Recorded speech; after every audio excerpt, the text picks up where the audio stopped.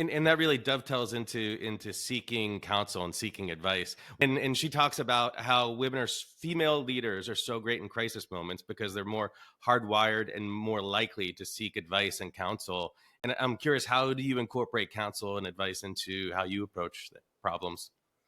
So I look at that as everything that I do. For me personally, for my personal development, I have my board of directors that it ranges from, a lot of people, most people who don't happen to look like me because, I know what a Black woman thinks in a lot of these surroundings. So really getting the benefit of having people who aren't like me to give me a perspective.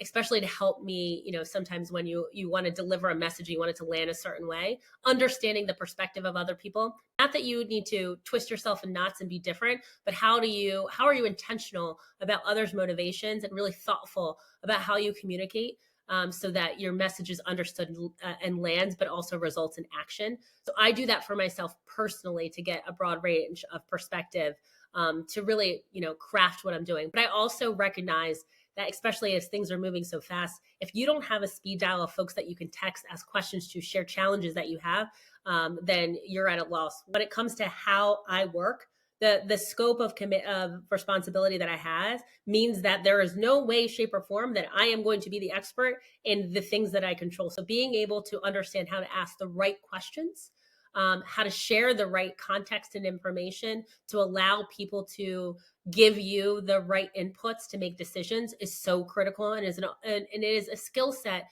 that folks really need to learn if they want to continue to grow in this environment.